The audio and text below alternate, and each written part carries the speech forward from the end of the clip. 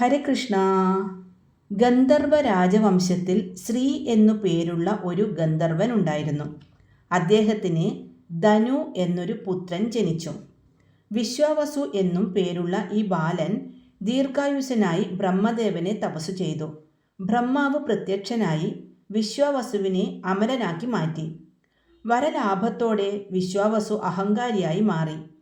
അവൻ സർവരെയും യുദ്ധത്തിൽ പരാജയപ്പെടുത്താൻ തുടങ്ങി. ഒരിക്കൽ വിശ്വാവസു ഇന്ദ്രനുമായി ഏറ്റുമുട്ടി. യുദ്ധപരാജയം ഭയന്ന ഇന്ദ്രൻ വിശ്വാവസുവിനെ വജ്രായുധത്താൽ നേരിട്ടു.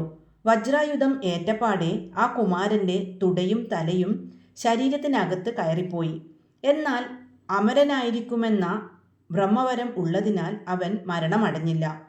കബന്ധമായി മാറിയ വിശ്വാവസു ഇന്ദ്രനോട് ദയയാചിച്ചു. ഭക്ഷണം കഴിക്കാനെങ്കിലും വഴിയുണ്ടാക്കണമെന്ന് അവൻ അഭ്യർത്ഥിച്ചു. ഇന്ദ്രന് അവനോട് ദയ തോന്നി. അദ്ദേഹം 3 യോജന വീതം നീളമുള്ള 2 കൈകളും വയറ്റിൽ വായും അവന് സൃഷ്ടിച്ചു കൊടുത്തു. അതിനുശേഷം കബന്ധൻ എന്ന പേരോടുകൂടി അവൻ മതംഗാശ്രമം എന്ന സ്ഥലത്തുള്ള ഒരു വനത്തിൽ താമസമാക്കി. ഇവിടെ എത്തിയ ശേഷം കബന്ധൻ നിരന്തരം ഇന്ദ്രപൂജയിൽ ഏർപ്പെട്ടു. ഒടുവിൽ ഇന്ദ്രൻ പ്രത്യക്ഷനായി വരം ആവശ്യപ്പെട്ടു. മഹാപ്രഭു, എൻ്റെ വിവേകവും അഹന്തയുമാണ് എനിക്ക് വികൃതരൂപം നൽകിയത്.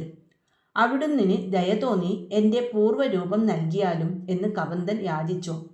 അപ്പോൾ ഇന്ദ്രൻ അറിയിച്ചു, മഹാവിഷ്ണു രാമാവതാരം എടുക്കുന്ന വേളയിൽ അദ്ദേഹം അനുജനായ ലക്ഷ്മണനോടൊപ്പം നിന്നോട് ഏറ്റുമുട്ടും.